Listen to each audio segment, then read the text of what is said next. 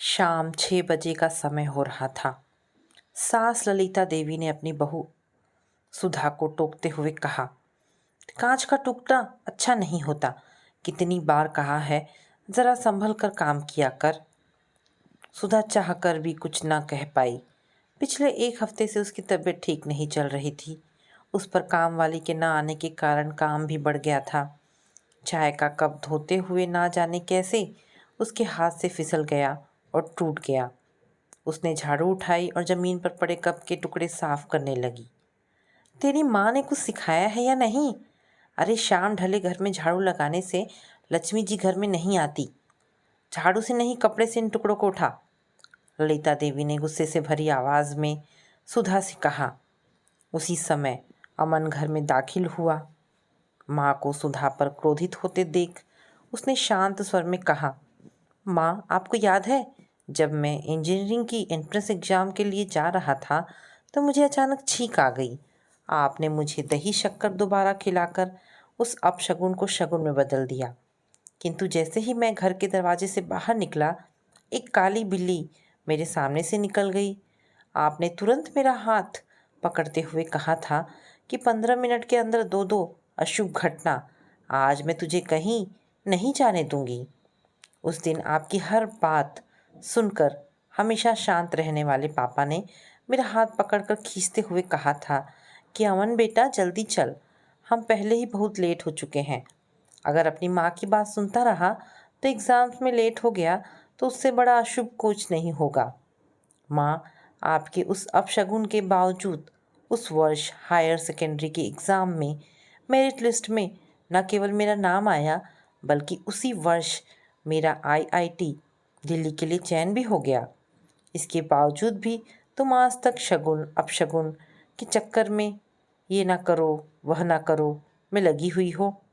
जिसे जैसा करना है करने दो। दुनिया बदल रही है, आप भी स्वयं को बदलो। अब ये टोका टोकी बंद करो। माँ को छोटी सी बात पर बिगड़ते देख हमेशा शांत रहने वाले अमन के लहजे में आज ना जाने कैसे तीखापन आ गया था। बहुत आया अपनी बीवी की तरफदारी करने वाला। ऐसे ही तोड़ती फोड़ती रही तो जम चुकी तेरी गृहस्थी।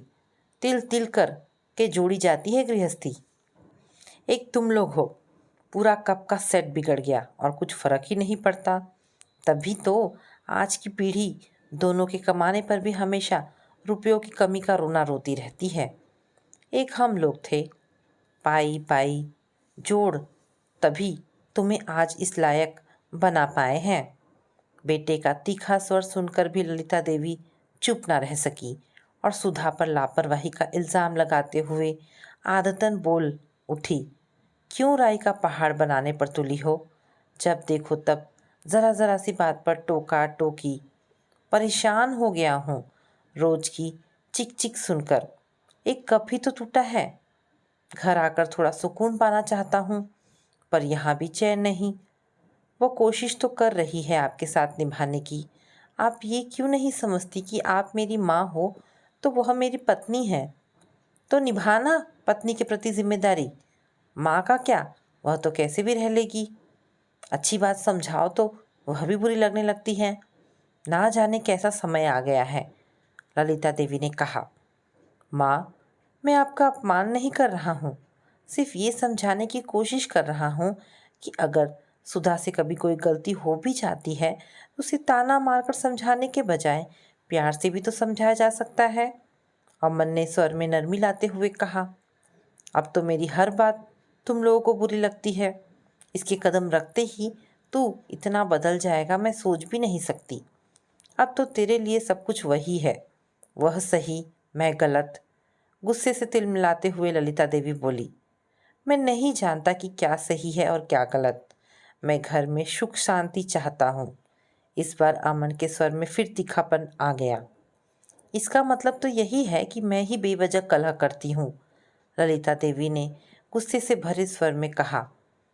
सुधा ने बीच बचाव करने की कोशिश की तो वे बिफरते हुए बोली, पहले तो खुद हम दोनों के बीच आग लगाती है, फिर अच्छी बनने के लिए पानी डालने आ जाती है। हट मेरे सामने से, तेरी जैसी मैंने खूब देखी है। पहले मेरे बेटे को फंसा लिया, अब उसे मुझसे दूर करने पर तुली है।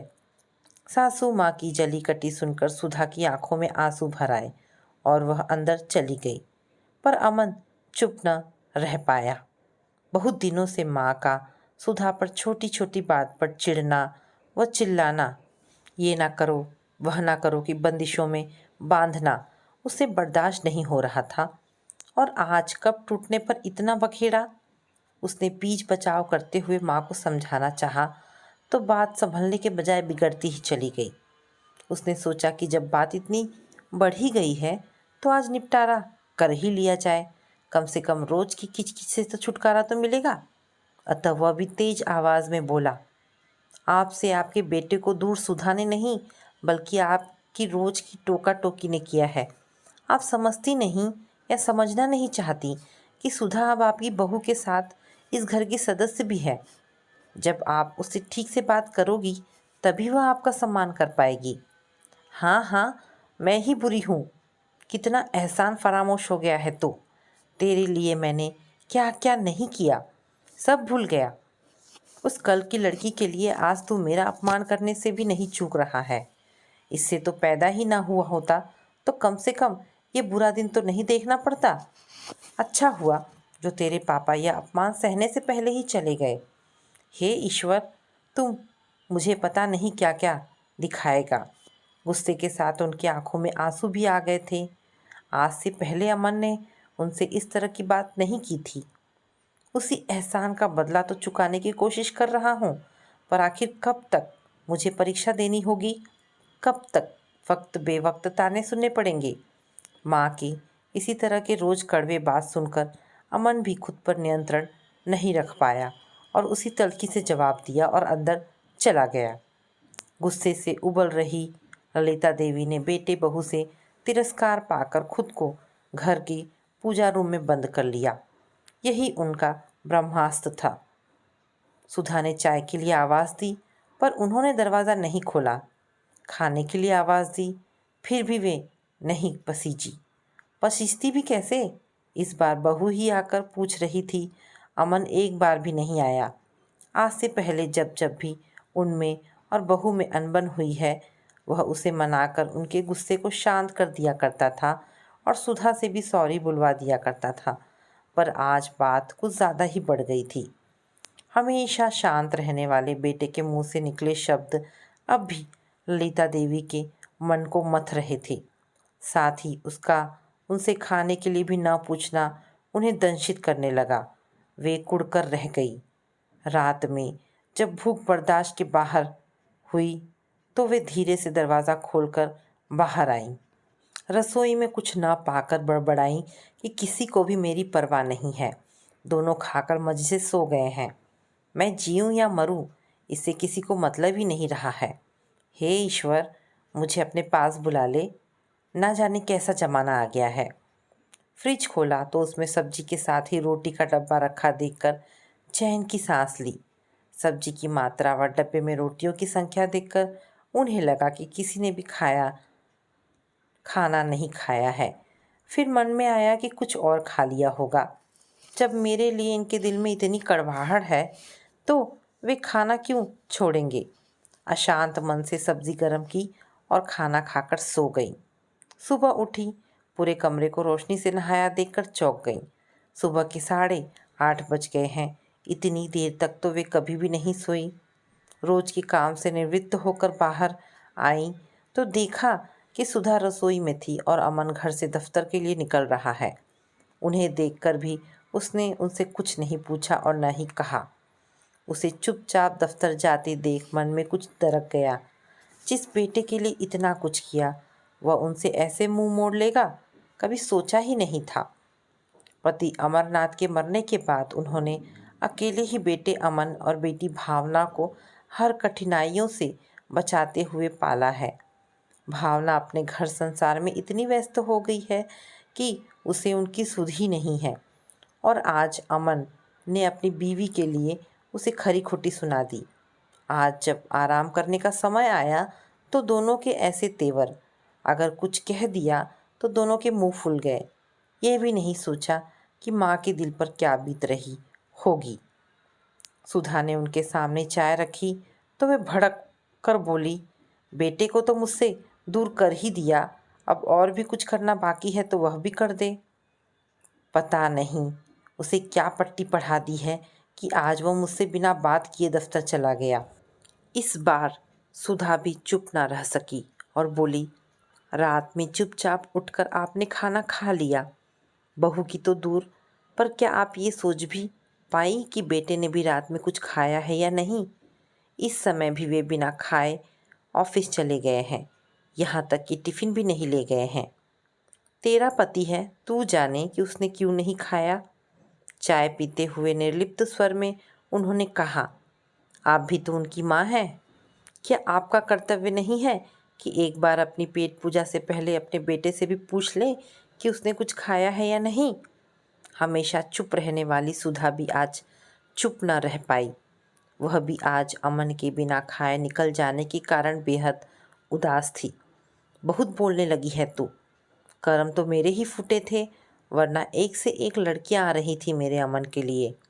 दहेज भी खूब मिलता, पर तूने उस पर ना जाने कैसा जादू कर दिया कि वह तुझे ब्याह लाया।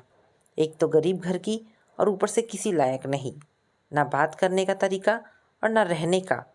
मैं तो ये सोचकर तुझे अपनाने के लिए तैयार हो गई थी कि निर्धन है तो क्या हुआ, मेरे अमन की पसंद है और शायद मेरे इस एहसान के बदले तू मुझसे दबकर रहेगी और मेरी हर बात मानेगी।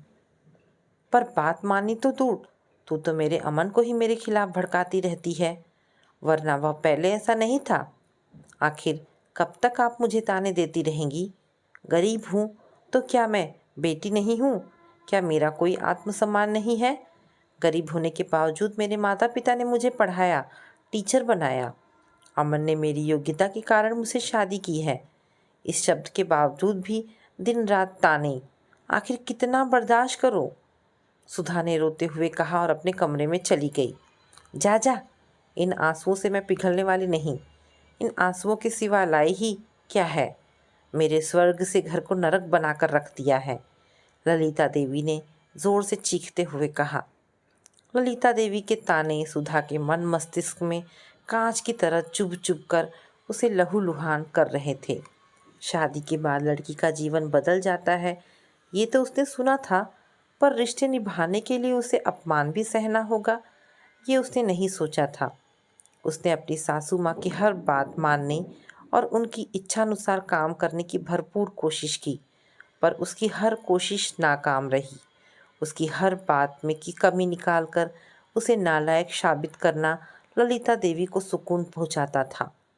घर की सजावट में थोड़ा भी फेरबदल करने की कोशिश करती तो तुरंत कह देती कि ये मेरा ड्रीम हाउस है, जब तक मैं हूँ कोई बदलाव नहीं होगा।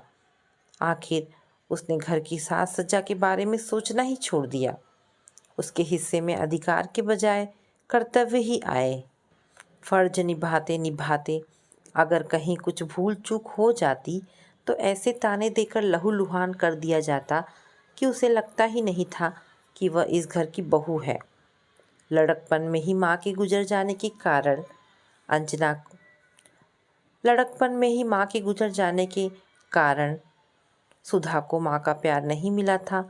सोचा था सास के रूप में माँ को पाकर वह सारी कमी पूरी कर लेगी, पर सासू माँ तो ऐसे व्यवहार करती जैसे वह उनकी बहू नहीं, नौकरानी हो। कल तो हद ही कर दी। जब वह उनको खाने के लिए कहने गई तब उन्होंने खाना खाने से मना कर दिया, लेकिन भूख बर्दाश्त न होने पर उन्होंने रात में चुपचाप उठकर खाना खाया और सो गई। जबकि माँ के न खाने के कारण अमन ने भूख नहीं है कहकर खाने से मना कर दिया था। वह अकेले कैसे खाती? उसे बना बनाया खाना उठाकर फ्रिज में रखना पड़ा और आज सुबह भी अमन नाश्ता बनने के बावजूद बिना कुछ खाए दफ्तर चले गए। वह समझ नहीं पा रही थी कि अमन का गुस्सा उस पर है या माँ पर। आखिर कैसे वह सामंजस्य स्थापित करे, वही कितना झुके। सब कुछ भूलकर वह सुबह की चाय देने गई तो फिर वैसी ही जली कटी आंखों से आंसुओं की अविरल धारा बह रही थी। मन इतना खराब था कि आज उसका स्कूल जाने का भी मन नहीं हुआ। कमरे में आकर उसने छुट्टी के लिए मैसेज कर दिया। ललिता देवी ने सुधा को कमरे में जाते देखा तो सोचा कि जाती है तो जाए, मुझे क्या, मैं किसी को मनाने नहीं जाऊंगी, अपने आप अकल ठिकाने आ जाएगी। तेवर तो देखो इस लड़की के, पता नहीं अपने को क्या समझती है। पूरी जिंदगी तो उन्होंने बच्चों की परवरिश में लगा दी। भावना की शादी के बाद सोचा था कि बेटे का विवाह अपनी इच्छानुसार करूंगी, उसके विवाह में मोटा दहेज लेकर अपनी उन सारी इच्छाओं को पूरा करूंगी जो पारिवारिक जिम्मेदारी के चलते पूरा नहीं कर पाई।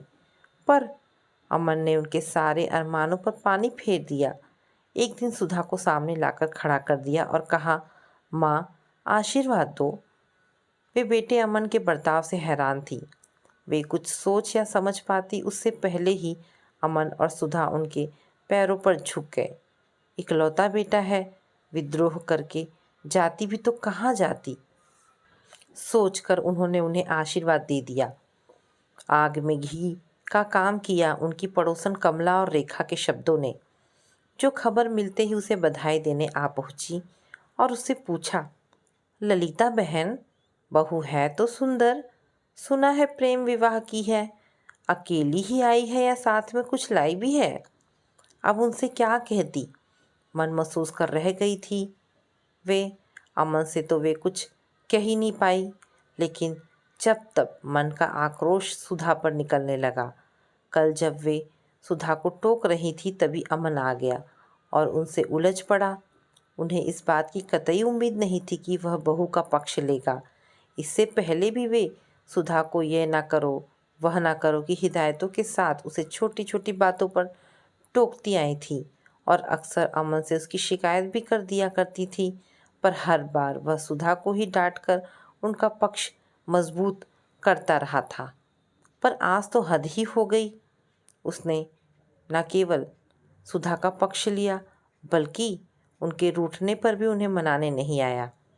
पर मैं भी किसी से कम नहीं, इनसे दबूंगी नहीं, वरना ये मेरा रहना ही दूभर कर देंगे, सोचकर उन्होंने स्वयं को समझाया और सुधा के द्वारा बनाई चाय पीकर नहाने चली गईं।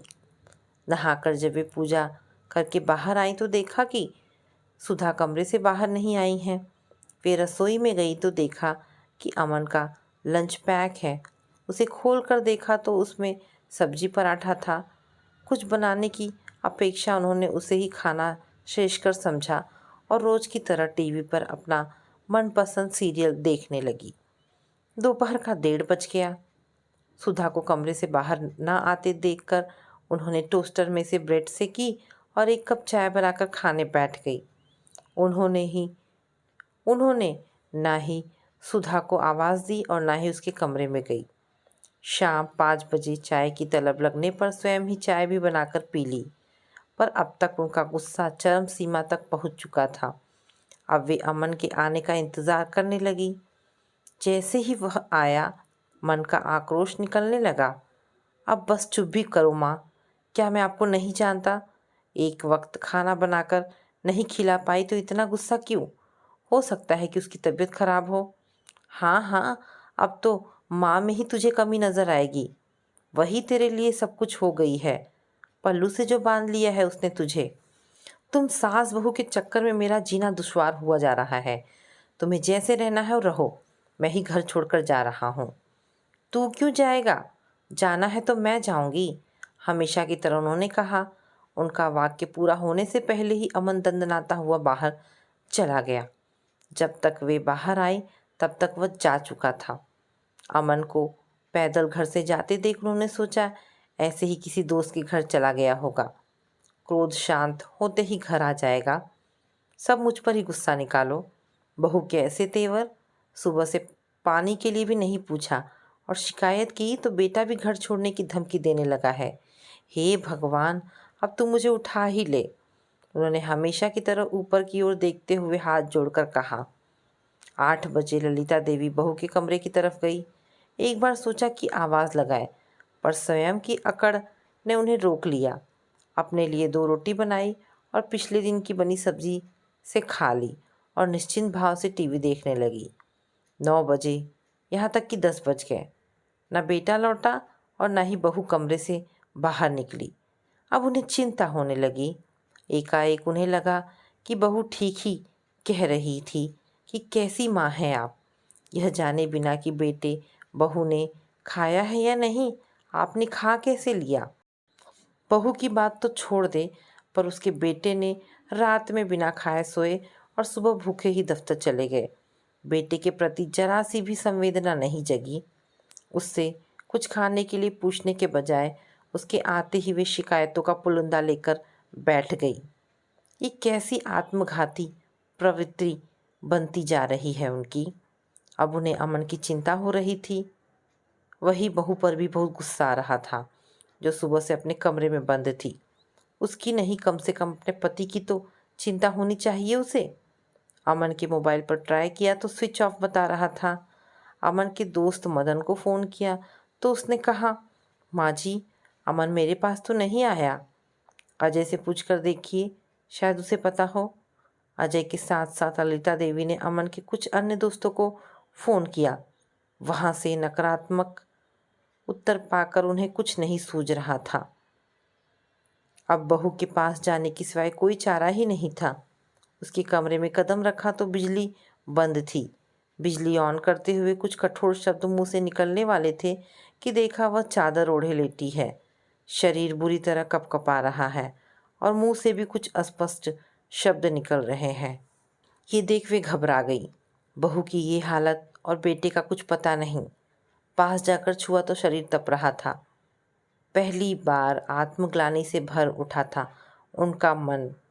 कोई उपाय ना देखा।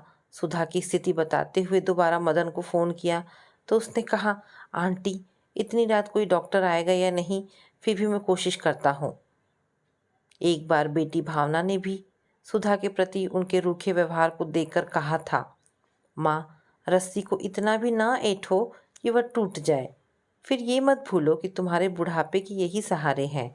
आज तुम जैसा बोओगी वैसा ही पाओगी। तो अभी बच्ची है, तभी ऐसा कह रही है।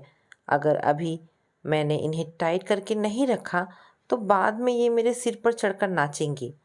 भावना के समझाने पर माँ ललिता देवी ने उत्तर दिया था, वह सब पुरानी बातें हैं। सच्चाई तो ये है कि हर संबंध प्यार दो और प्यार लो के सिद्धांत पर टिका है।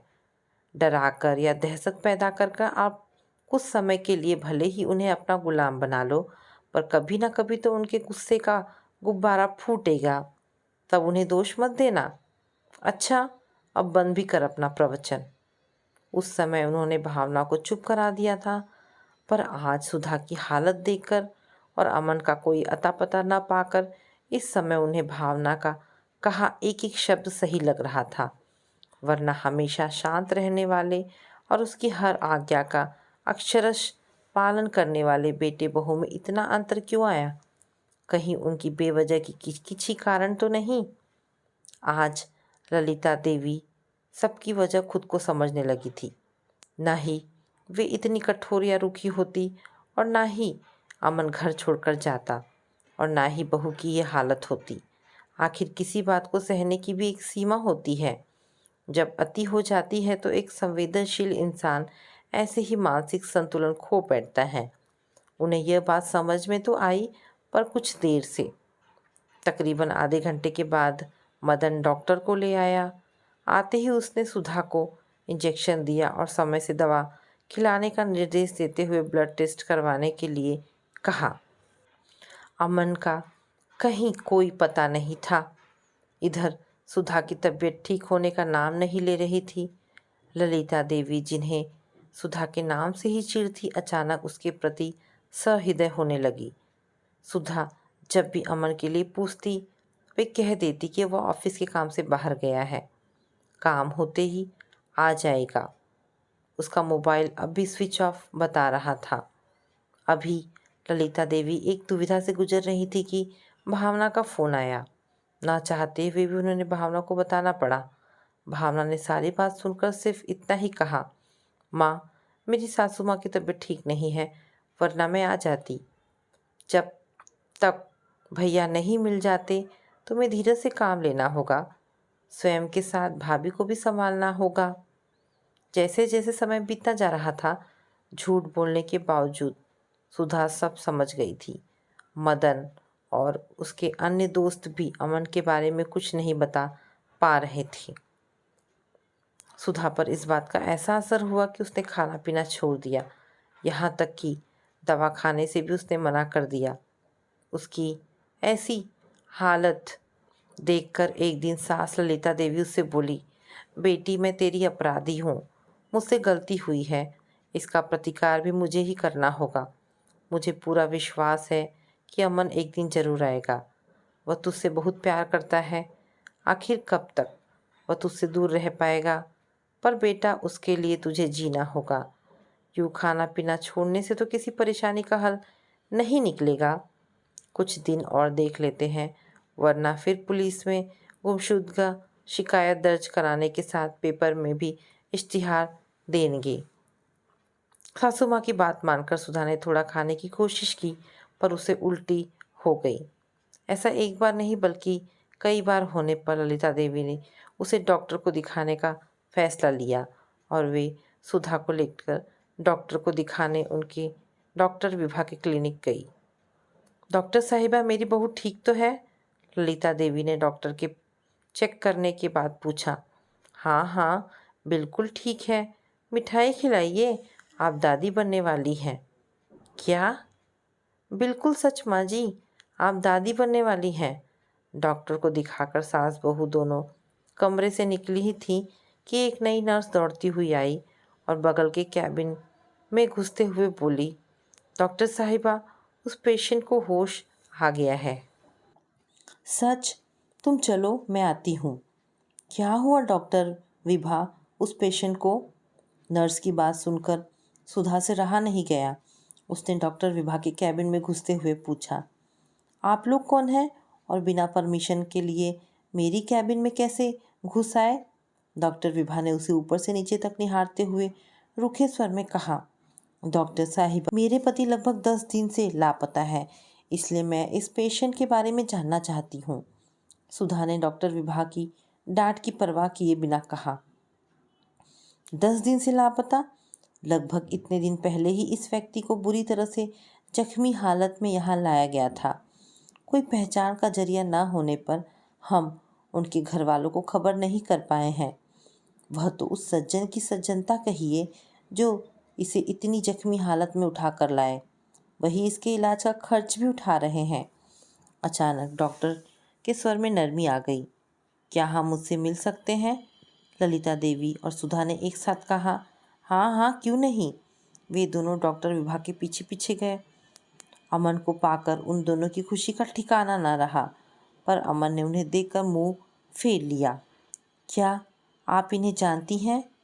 जी ये मेरा बेटा है, हम पिछले 10 दिनों से तलाश कर रहे हैं। माँ जी ने खुशी खुशी डॉक्टर से कहा।